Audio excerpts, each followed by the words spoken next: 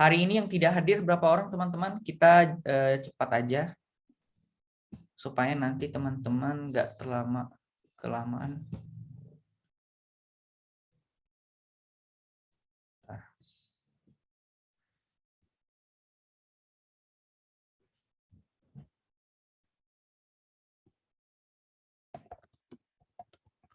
Siapa aja yang tidak hadir hari ini? Igov?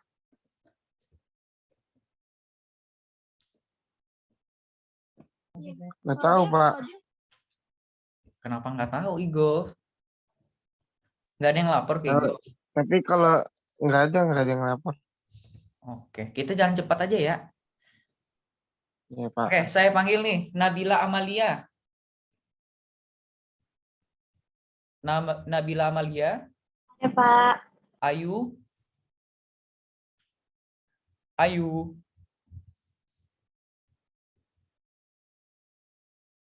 Ayu ada teman-teman? Ayu nggak ada ya? Safa.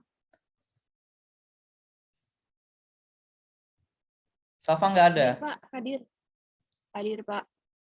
Ayo cepat ya. Ufi. Hadir, Pak. Nabila Suhendra. Hadir, Pak. Minggu kemarin kemana Hendra? Nabila? Nabila. Telat ya? Iya, Pak, telat. Oh, minimal Maaf ya, konfirmasi ya, biar saya tahu Nabila. Jadi saya kadang-kadang kan nggak tahu kalau misalnya saya tahu apa masalah kamu, jadi mungkin saya bisa memberikan kompensasi gitu ya. Next time Baik, nanti Bapak. kamu kabarin aja dulu ya. Oke, selanjutnya Winda, Hadir, Pak. Sipa, Hadir, Pak. Septi, Pak. oke, Adel, Hadir, Pak. Rizky Ramdoni, Hadir, Pak. Tia, Hadir, Pak. Ninit, Ninit, Bapak, ini kendala sinyal. kendala Tapi- sinyal.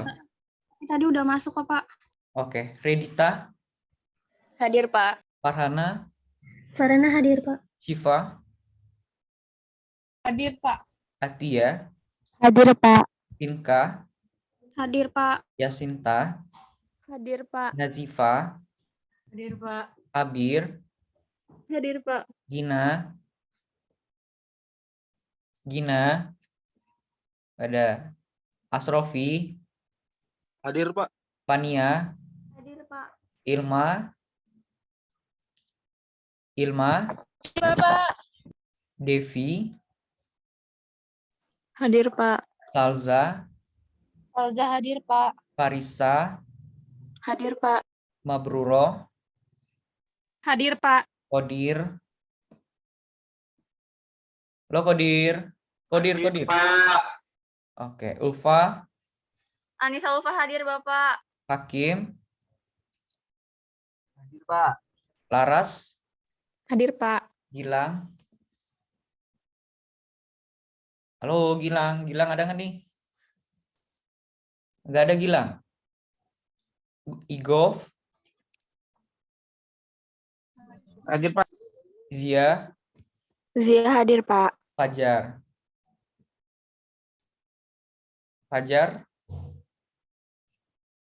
Nggak ada Fajar. Pak, Ninit hadir ya, Pak. Bentar. Pak Gilang hadir ya, Pak. Ya, kemana tadi? Tadi nungguin Zoom, Pak, ketiduran, Pak. Dari tadi nggak bisa-bisa soalnya.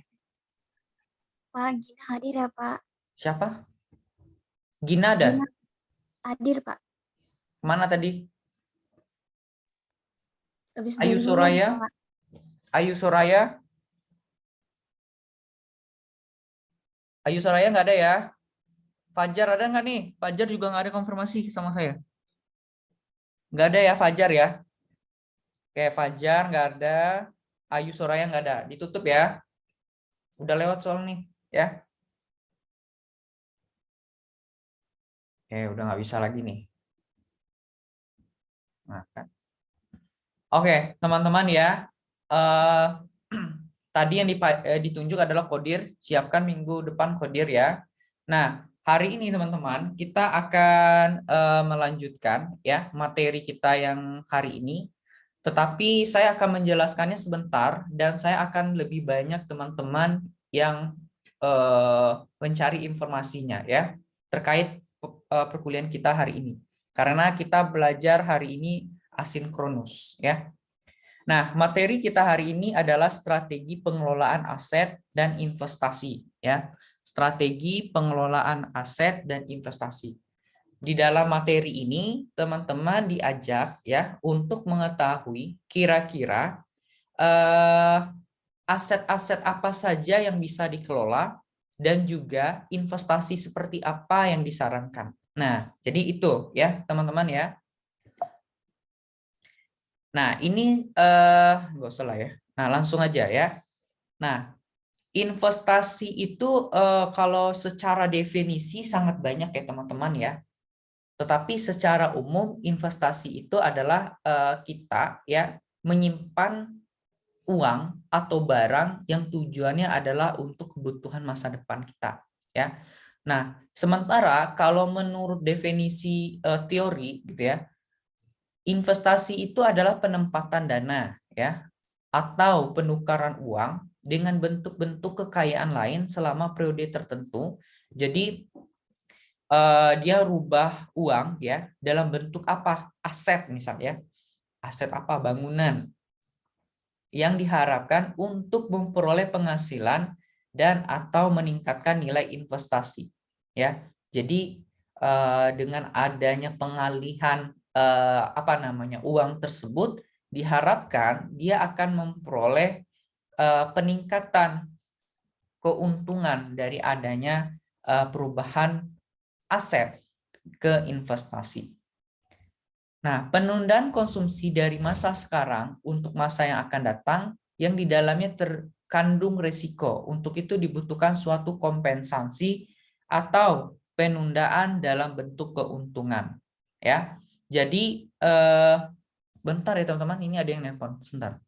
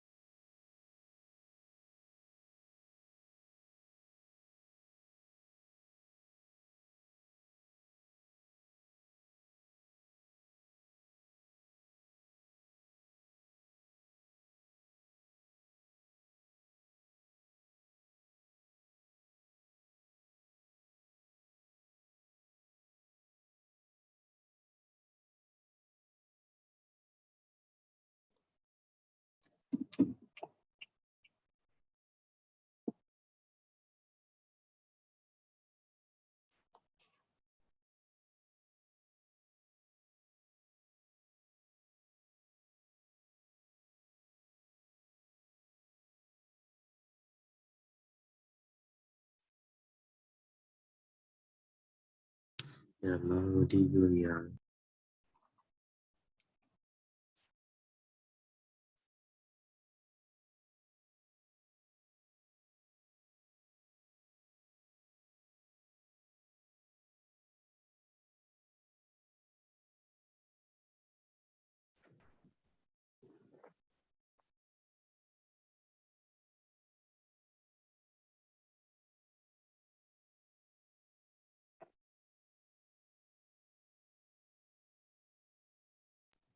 Gak mau digoyang.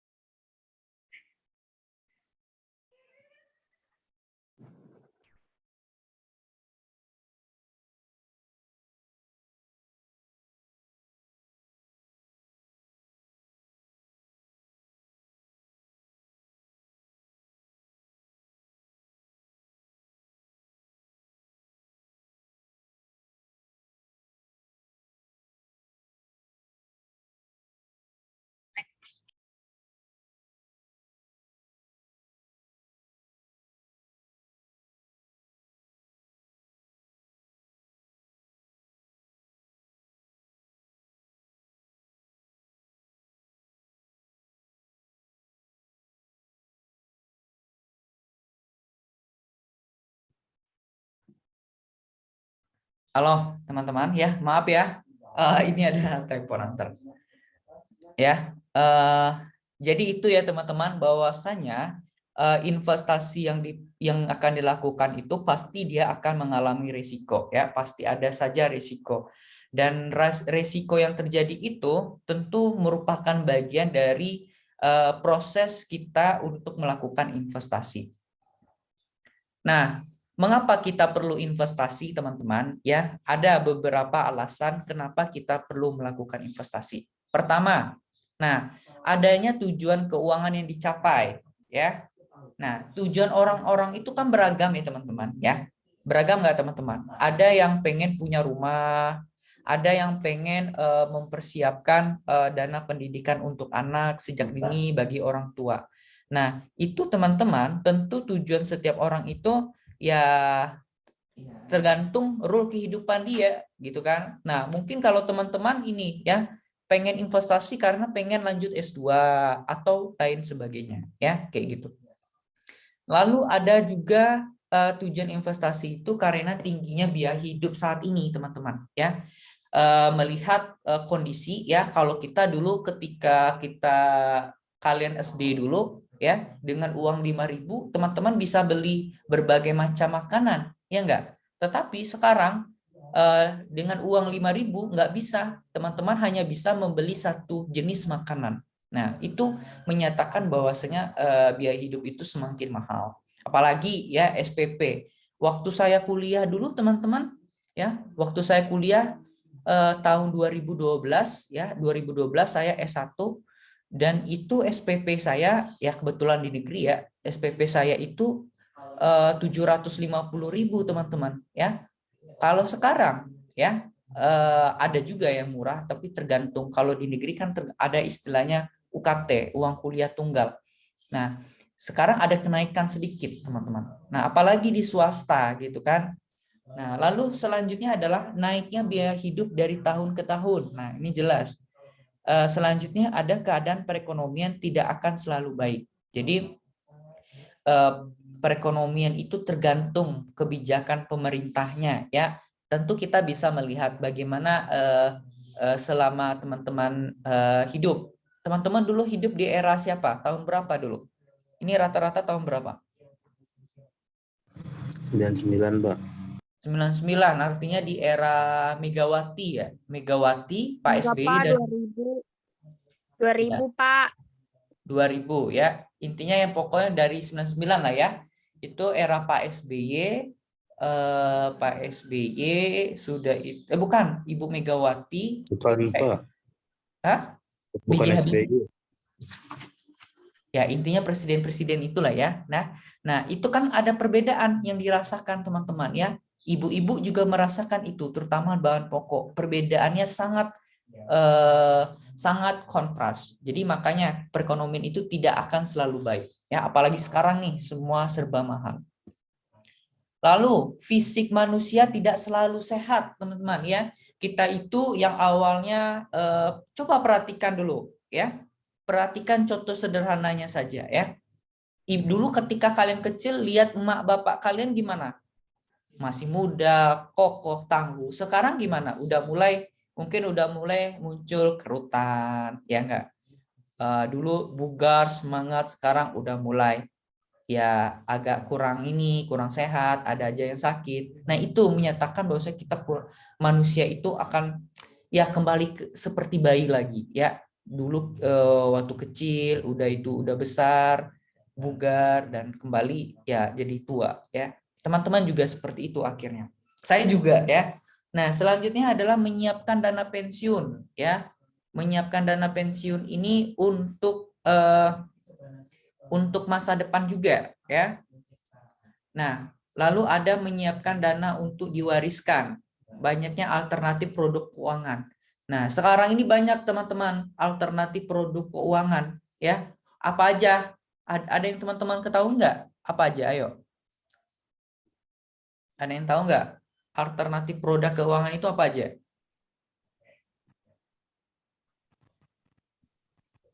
Maksudnya alternatif produk tuh gimana, Pak? Apa, Rizky? Maksudnya alternatif produk. Ya, Produk keuangan itu maksudnya tempat kita menyimpan duit, ya. Menyimpan investasi kayak gitu Pak ya. Contoh bikin Investasi gitu ya. Apa aja yang ditahui? emas gitu Pak. Ya, ya. Mas, itu kan kalau emas kan udah dari dulu ya, dari dulu. Kalau yang kekinian tuh apa? Saham. Ada Saham, Pak, pasar uang. Apa? Saham. Pasar uang. Kalau pasar uang itu lebih umum, maksudnya lebih spesifik deh. Obligasi. Obligasi, reksadana, Reksadana. ada istilahnya Bitcoin, apa lagi? Apa namanya, investasi Trading, Pak. ya, trading, PyTrend yang si Bapak Yusuf Mansur itu kan kekinian tuh PyTrend. Sudah itu ada pernah nggak dengar produk-produk propolis gitu? MLM Pak. Ya, multiple level marketing itu. Nah, itu kan bagian dari alternatif produk keuangan juga. Nah, jadi saking banyaknya alternatif itu, teman-teman, itu membuat kita harus memilih produk investasi yang terbaik dan pas, serta cocok dengan kondisi kita. Nah, selanjutnya ya, faktor yang mempengaruhi pilihan investasi itu ya, ini ya, dari kecil udah itu jadi balita, jadi remaja, siap kerja, jadi bapak-bapak ya, jadi bapak-bapak, jadi apa ini ya? Ini apa ini nih? Om-om. Om-om, jadi kakek. Nah, ini proses apa ini? Proses pertumbuhan manusia ya. Karena proses pertumbuhan manusia inilah manusia harus melakukan pilihan investasi. Kedua adalah pajak ya. Pajak ini teman-teman dari tahun ke tahun pasti naik, pasti berubah. Ya, ketika kita punya pekerjaan, ketika kita bertambah pendapatan, itu pajak juga ikut ya. Nah, itu ya. Lalu teman-teman ya, ada yang disebut dengan faktor yang mempengaruhi pilihan investasi berdasarkan apa namanya, sikap kita terhadap risiko. Jadi ada orang yang melihat risiko itu gimana gitu ya. Ya, ada 3 ya. Pertama adalah orang yang bersifat agresif ya. Orang yang bersifat agresif ini tipenya teman-teman, dia berani ngambil risiko ya. Apapun risikonya dia ambil, dia coba gitu ya. Sementara kalau yang risk moderat itu dia adalah orang yang dia berani ngambil risiko, tetapi dia mengharapkan pengembalian atas investasi yang dia lakukan ya. Jadi dia harapkan investasi yang dia lakukan. Nah, terakhir adalah risk averter. Nah, kalau risk averter ini orang yang takut terhadap risiko, teman-teman. Dia berusaha menghindari investasi-investasi yang bersifat apa namanya? Bersifat memiliki banyak risiko. Nah, terutama investasi seperti apa? Seperti saham ya, itu memiliki banyak risiko. Dia lebih memilih investasi yang tidak ada resikonya, seperti misalnya kayak apa? Kayak Mas ya, Pak. emas. Apa? Iya, Pak, itu tadi belum ngomong Ya, emas. kayak emas, kayak usaha kos-kosan atau usaha ternak hewan. Nah, itu dia lebih memilih yang tidak ada risiko. Lalu ada faktor lain seperti likuiditas ya. Likuiditas keamanan, situasi ekonomi internasional, situasi ekonomi nasional ya, ini mempengaruhi ya.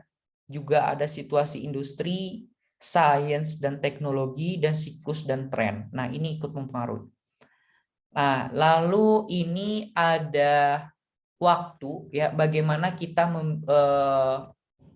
bagaimana kita memilih investasi ya. Pertama itu 2 sampai lebih dari 2 tahun ya. Investasi 2 sampai 2 tahun ini ya, investasi yang sekiranya itu bisa kita ambil cepat dan itu tidak terlalu lama ketika kita membutuhkan. Lalu ada investasi yang sifatnya 2 sampai 5 tahun. Nah, itu sifatnya lebih jangka pendek ya. Lalu ada sifatnya 6 sampai 10 tahun. Nah, ini jangka panjang dan biasanya investasi ini yang diterapkan dalam perusahaan-perusahaan yang memiliki risiko, ya, atau kita lebih tepatnya kepada investasi saham. Dan ada juga lebih dari 10 tahun, ya. Ini sifatnya jangka panjang juga dan memiliki potensi terhadap apa ya, kondisi inflasi, ya. Misalnya apa, ya? Misalnya adalah kita memilih perusahaan-perusahaan atau join perusahaan, dan itu tentu join perusahaan itu enggak tentu kita akan berjaya terus, pasti akan mengalami apa namanya, kemunduran, dan tentu itu sifatnya jangka panjang gitu ya. Nah, untuk penjelasan lebih lanjut akan saya jelaskan di bawah ya. Nah, ini ada ya dua pilihan ketika kita melakukan investasi ya.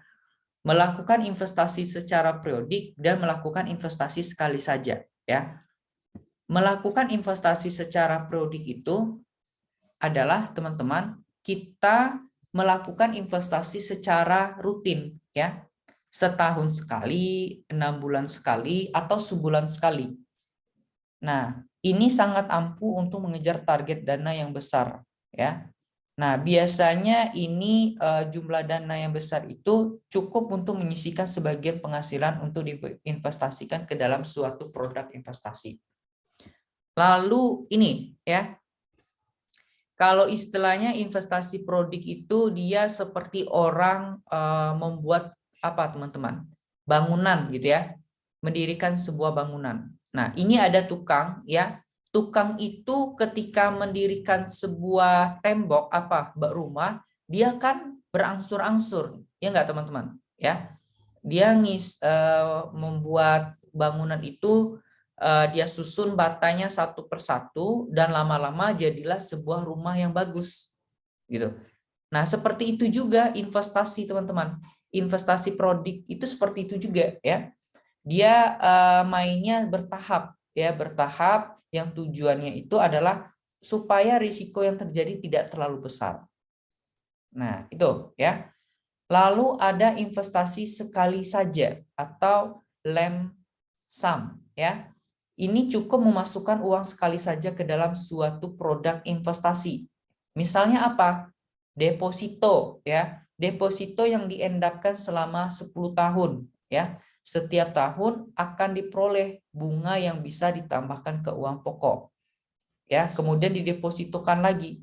Jadi nanti lama-lama duitnya akan banyak, teman-teman, karena didepositokan. Nah, deposito ini ibarat seperti ini, teman-teman ya. Ibarat sebuah gunung bersalju ya. Jadi dari apa namanya? Gunung bersalju itu kita dapat ngambil perumpamaan ya. Sekumpulan salju lalu membentuknya menjadi sebuah bola. Jadi banyak salju nih ya. Ya, anggap aja kita udah pernah megang salju ya, teman-teman ya. Setelah itu sekumpulan salju itu kita lepaskan. Kita lepaskan bola salju itu dari atas ya, dari atas bukit lalu digelindingkan ke bawah ya. Apa yang terjadi? Ya, yang terjadi adalah bola salju itu apa kira-kira teman-teman? Bolanya membesar, Pak. Besar, Pak. Ya, bolanya makin lama makin besar dan pertumbuhan bola salju itu persis seperti deret ukur ya, dari 1 menjadi 2 menjadi 4 dan seterusnya menjadi 4096 dan seterusnya. Artinya investasi melalui lump sum ini dia itu kita sekali aja ya menanamkan duit kita di situ, tapi dia lama-lama jadi gede. Nah, seperti itu ya. Sampai di sini paham teman-teman? Sampai di sini paham? Paham, Pak. Oke, hari udah jam berapa ya? Kita sampai jam 10 aja saya jelaskan. Habis itu teman-teman nih. Bukan, sampai jam 9. Jam berapa sih sekarang? Saya nggak bisa lihat handphone saya. Jam Jam 8.53. 8.53. Jam Pak. 8.53. Oke, bentar lagi ya. Nah, habis itu ada pilihan-pilihan investasi, teman-teman ya. ini ada pilihan investasi ya. Investasi itu ada investasi real dan ada investasi pada aktiva keuangan. Kalau real itu kita kelihat bentuknya teman-teman ya, seperti tanah, rumah, emas. Tapi kalau dalam bentuk aktiva keuangan itu seperti saham, reksadana, apalagi obligasi gitu ya. Yang itu kita memperoleh yang namanya sertifikat Bank Indonesia atau SBI, atau ada istilahnya NCD atau commercial paper ya, tuh paper ya. Nah, ini ya kita akan bahas satu persatu ya, investasi aset nyata ini ya, terutama untuk emas, berlian dan properti. Nah, ini emas ya. Emas itu teman-teman investasi yang cukup diminati oleh masyarakat kita ya, teman-teman ya. Terutama ibu-ibu ya, terutama emak-emak yang ada di kampung-kampung, di kota-kota itu sangat menikmati ya. Coba lihat teman-teman ya, ini ilustrasinya. Pada tanggal ini contoh lama ya, tapi nggak apa-apa ya. Pada November 1966 ya, itu dibeli emasnya 28.000 per gram, teman-teman.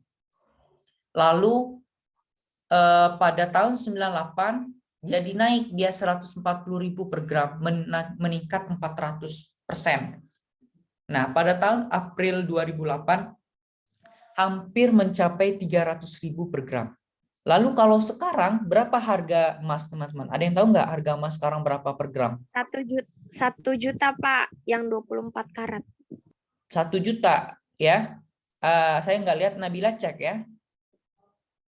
Nabila cek. Nah, itu 1 juta, anggap aja 1 juta per gram ya. Luar biasa kenaikannya ya, teman-teman ya. Nah, teman-teman kalau mau beli, belilah ketika harga emas turun ya. Ketika harga emas turun belilah, lalu ketika harga emas naik silakan jual gitu ya. Karena teman-teman, harga emas ini dipengaruhi oleh harga minyak dunia dan nilai tukar Amerika Serikat.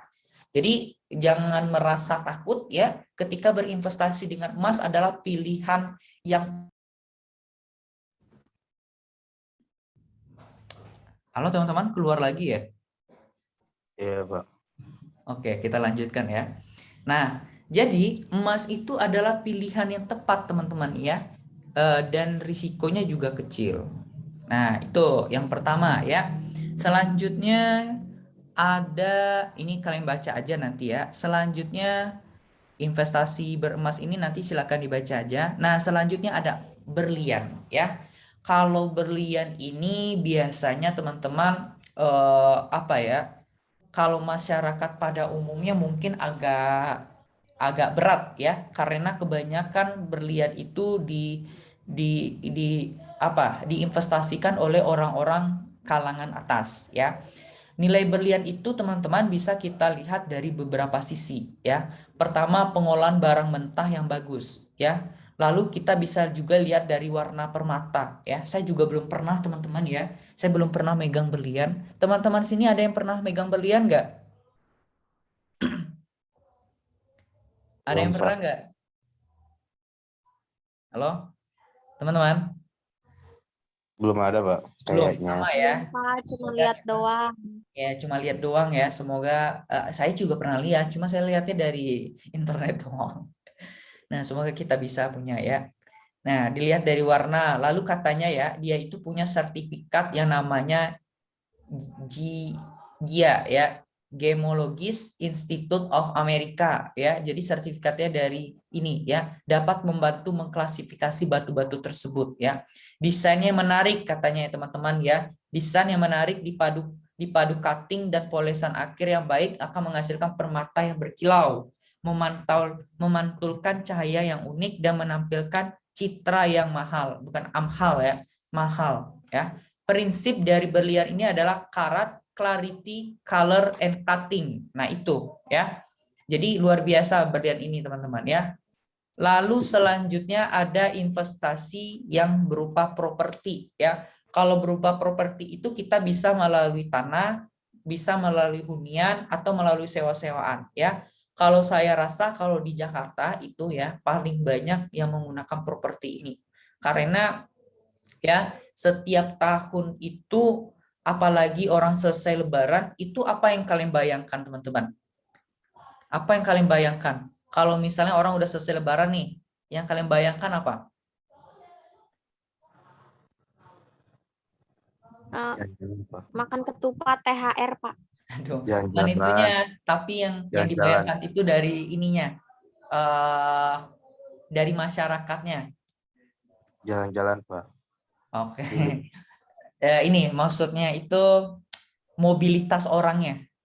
Coba kalian bayangkan mobilitas orangnya. Halal bihalal, Pak. Oke. Ya, jadi tepatnya ini nih. Jadi mobilitasnya itu adalah ketika orang udah selesai Lebaran, pasti orang dari mana-mana, dari Sumatera, dari Jawa, Jawa Barat, Jawa Timur, Jawa Tengah, dari Kalimantan, Sulawesi, Papua, itu merujuk kepada satu daerah. Daerahnya apa? Pasti Jakarta, ya enggak? Ya enggak? Ya, Pak. Pasti Jakarta. Ya, saya yakin dan percaya teman-teman di sini bukan asli Jakarta ya. Ada yang dari Jawa, emak-emak kalian dulu tuh pasti merantau ya. Itu merantau pasti udah selesai Lebaran ya, merantau. Tujuannya apa? Mencari kehidupan di ibu kota. Ya, sekarang bukan di ibu kota lagi ya. Tapi saya rasa pamor dari Jakarta itu pasti akan tetap mengena ya, mesti akan tetap menjadi nomor satu tujuan orang merantau. Nah, ketika mobilitas masyarakat itu banyak teman-teman ya ke Jakarta dan itu menjadi apa? Pribumi berpikir ini adalah peluang untuk mendirikan apa teman-teman? Mendirikan apa? Kos-kosan, Pak. Kos-kosan ya. Mendiri kos-kosan, kontrakan, bikin usaha jualan dan lain sebagainya. Itulah yang menjadi pemasukan bagi orang pribumi karena merasa oh ini adalah rezeki dan itu adalah investasi yang tepat melalui properti. Nah, seperti itu ya. Sampai di sini paham teman-teman? Paham ya? Paham, Pak. Nah, ini ada klasifikasi aset menurut keuangan ya, ada instrumen pasar, ada surat berharga, ada efek yang bersifat saham dan ada derivatif dan terakhir ada yang namanya reksadana. Ya, apa itu istilahnya secara umum? Nah, ini tinggal dibaca aja ya. Saya rasa teman-teman udah belajar, tinggal dibaca. Nah, lalu ada instrumen pasar modal ya. Kalau instrumen pasar modal itu ada SBI, ada NCD, ada CP, ada repo, ada MTN ya. Dan selanjutnya alokasi aset. Nah, jadi teman-teman ya, ketika kita dihadapkan dengan berbagai banyak pilihan investasi, yang terpikirkan di kita itu adalah bagaimana caranya kita mengalokasikan aset. Ya, aset yang kita miliki itu harus kita alokasikan. Apakah kita milih berinvestasi melalui emas tadi dalam bentuk sektor real atau dalam bentuk sektor keuangan. Nah, itu kita kembalikan ke basic keilmuan kita. Ya, anggap saja ya Rizky Ramdhani.